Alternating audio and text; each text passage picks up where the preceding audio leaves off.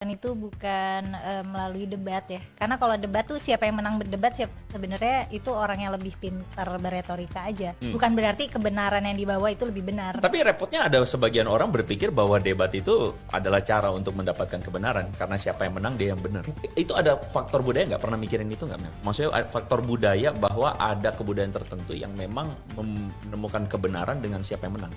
Untuk melabel bahwa Mela itu membenci Islam itu sebenarnya sudah too far nggak sih? Terlalu jauh banget.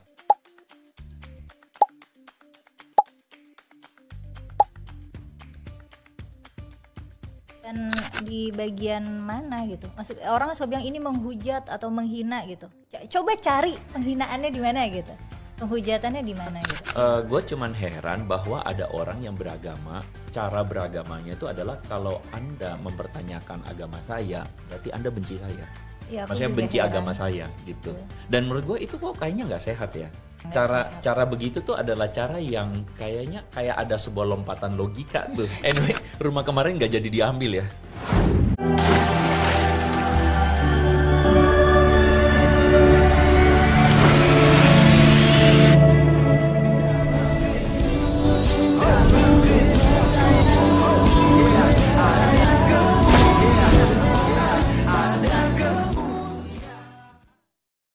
Salam Elechem, Bisem Yeshua HaMashiach. Salam sejahtera dalam nama Tuhan Yesus Kristus untuk kita semua. Teman-teman sekalian, pada kesempatan kali ini kita akan membahas dan mendengarkan satu podcast dari Bro Andre Tunggal bersama dengan Kumaila, teman-teman sekalian yang sudah tidak asing lagi ya, di mana akhir-akhir ini diisukan telah menista agama, begitu ya.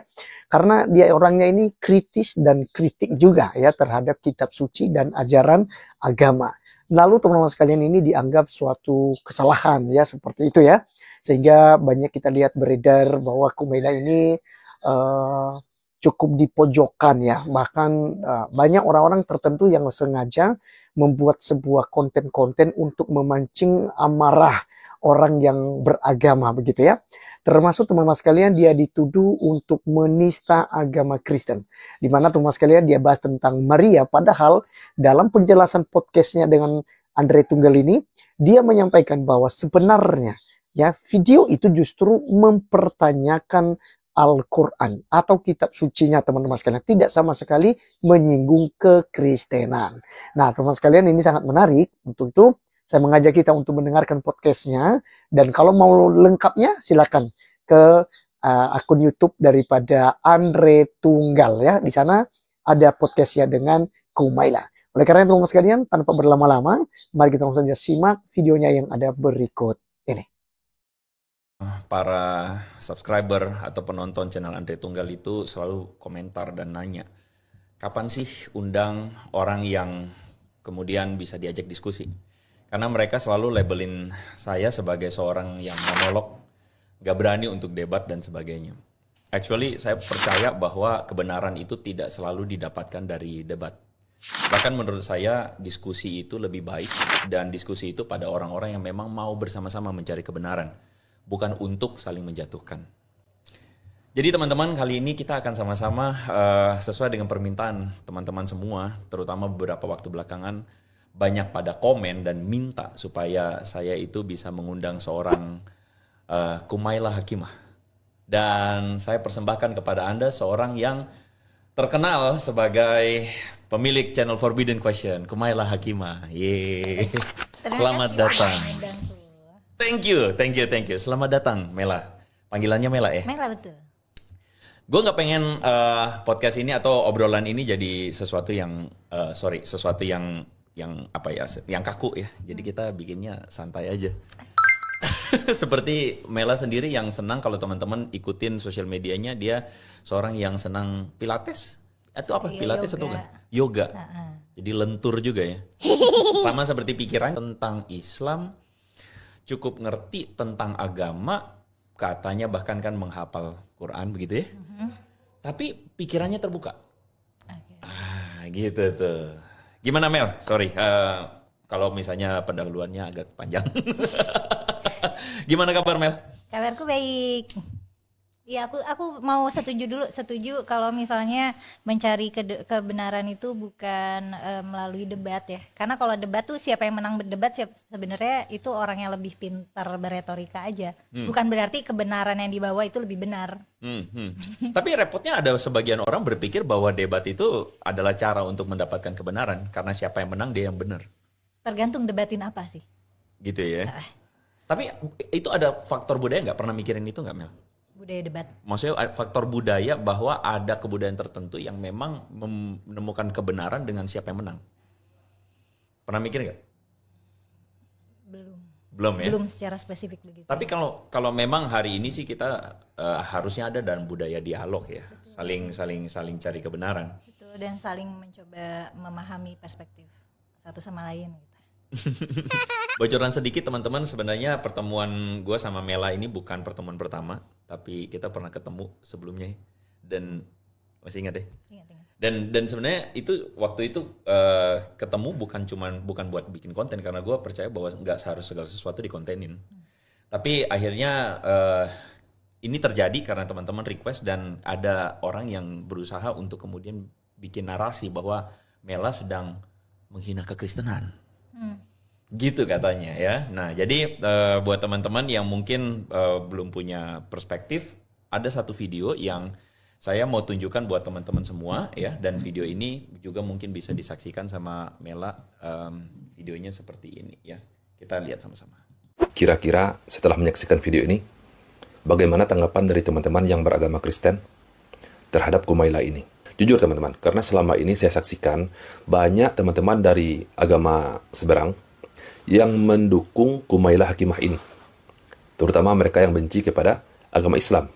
Banyak dari kalangan agama Kristen yang mendukung mati-matian si Kumaila ini. Ceritanya kan Ibu Maryam ini nggak pernah keluar rumah, kecuali satu kali doang. Di mana dia waktu itu ketemu malaikat yang ngabarin. Nah, terus aku curiganya sih sama malaikat itu. Oh gitu. Jadi Kumaila ini teman-teman, dia curiga bahwa Bunda Maria ini hamil karena dihamili oleh malaikat. Bagaimana tanggapan kalian? Orang Nasrani. Tuhan yang kalian sembah, Yesus, yang kalian katakan itu adalah anak Tuhan, ternyata bukan anak Tuhan, menurut versinya Kumaila ini. Tapi anak malaikat. Bunda Marianya dihamili oleh malaikat. Jangan jadikan model sebagai... Oke. Gimana Mel? Banyak yang harus di-unpack ya. Gak apa-apa, satu-satu layer-layer Oke, ya. satu-satu. Karena gue percaya bahwa teman-teman ada di sini juga mau belajar sesuatu gitu. Yuk kita santai aja. Pertama, kita sama-sama tahu, semua orang tahu bahwa Maryam adalah sosok yang sama-sama dianggap suci baik oleh teman-teman yang Kristen atau teman-teman Islam.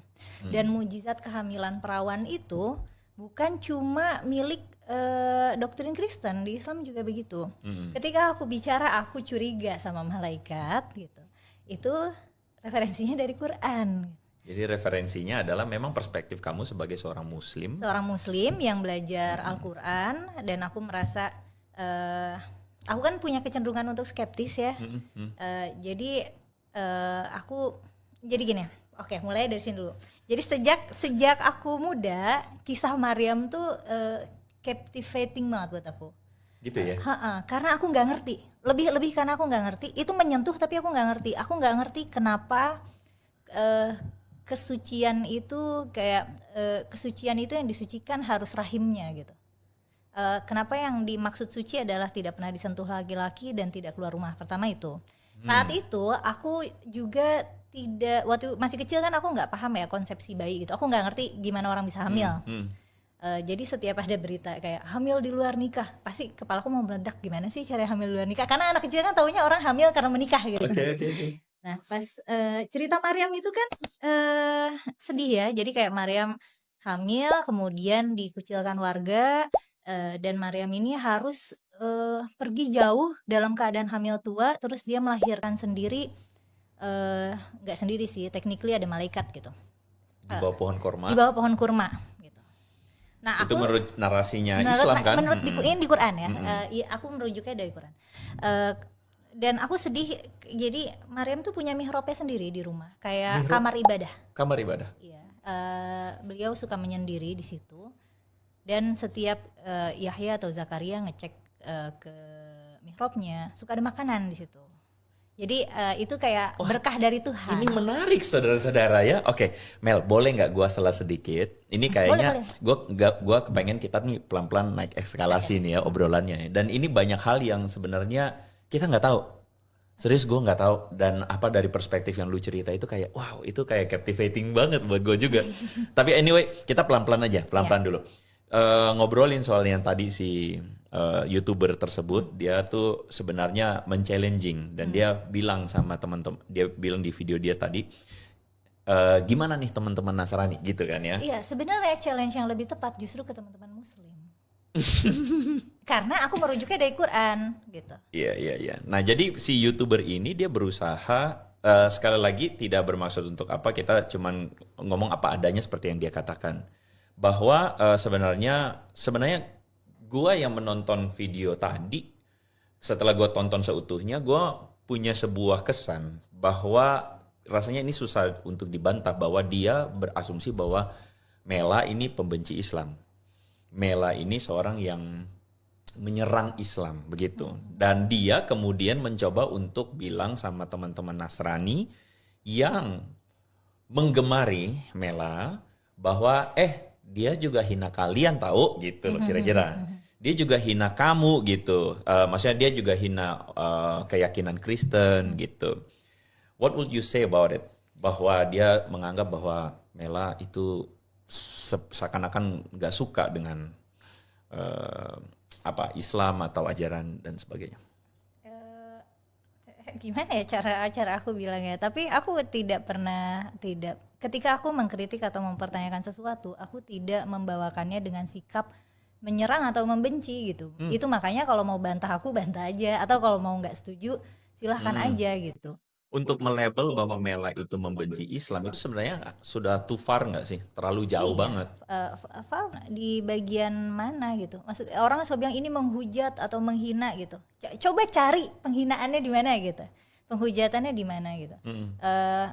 Dan ya aku sangat sadar bahwa itu rawan disalahpahami, termasuk narasiku tentang Maria ini gitu. Karena itu makanya ada konten monolog yang aku bikin dan aku tayangkan setahun yang lalu. Itu aku bikinnya di konten eksklusif gitu. Jadi tidak dibuka untuk umum. Cuman member doang. Cuma member Berarti doang. yang niat belajar doang. Betul. Dan itu pun isinya aku merujuk pada Quran gitu, sampai udah selesai, maksudnya sampai udah selesai bahas Quran, terus baru aku mulai narasinya, aku cek di perjanjian baru, cek di perjanjian lama, ternyata tidak, maksudnya ya tetap terbatas juga gitu referensi. Jadi begini, kalau menurut gua ya, menurut ini lu gua juga oke lah ya, santai ya. Jadi menurut gua tuh gini, maksudnya gua cuman heran bahwa ada orang yang beragama, cara beragamanya itu adalah kalau Anda mempertanyakan agama saya, berarti Anda benci saya. Ya, maksudnya benci agama saya gitu. Betul. Dan menurut gue itu kok kayaknya nggak sehat ya. Iya. Cara begitu tuh adalah cara yang kayaknya kayak ada sebuah lompatan logika tuh. Kayak misalnya gini nih, kita temenan ya, sahabatan, dan terus kemudian gue bilang, Mel, sorry ya, kok kamu pakai hari ini pakai baju bunga-bunga sih? Gitu. Kayaknya nggak pas deh momennya deh. Kayaknya bukan bunga-bunga deh. Misalnya kita dalam momen apalah begitu ya. Kayaknya nggak pas deh kamu pakai baju bunga-bunga. Hanya karena gue mempertanyakan preferensi lu pakai baju bunga-bunga, itu tidak berarti gue benci lu. Dan bukan berarti sedang menyerang Bener aku banget gitu. Atau melemahkan rasa confidence aku gitu. Misalnya aku merasa cantik pakai bunga-bunga, terus dibilang kok pakai baju bunga-bunga sih gitu. Kan kalau orang insecure kan bisa kayak aduh salah ya. Gue suka nih. Berarti apakah ada unsur insecure ya dalam beragama ya? Kalau menurut lu sendiri menurut gimana? Aku iya. Karena ini juga salah satu culture shock yang aku alami ya. Karena aku sepanjang masa muda aku kan aku selalu di institusi pendidikan Islam lah gitu. Nah pas lagi kuliah juga kan aku studinya studi tafsir, di mana mahasiswa tafsir itu bahan penelitiannya adalah mencari-cari ayat-ayat yang ganjil, yang kontradiktif. Itu kita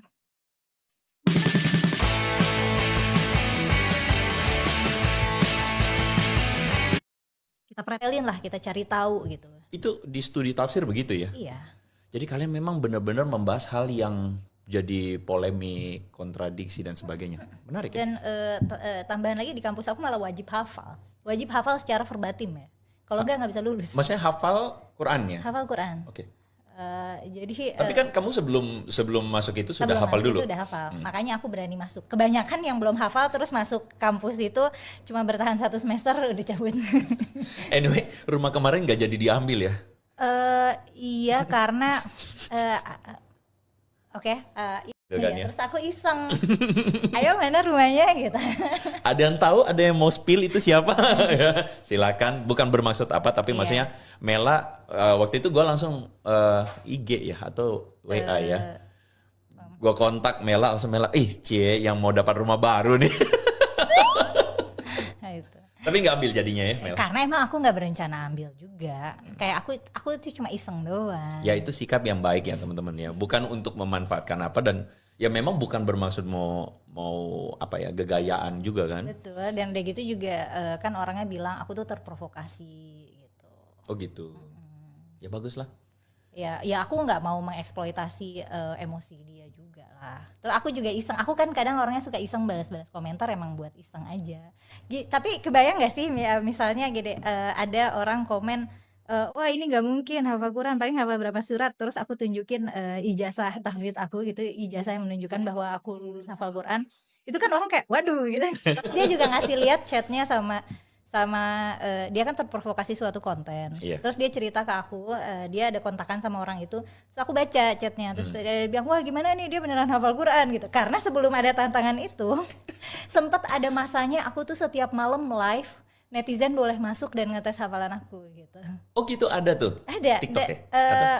Enggak live Instagram. Tapi beberapa cuplikannya aku tayangin di channel aku, ada judulnya kayak dites hafalan Quran oleh netizen gitu, live. Baiklah.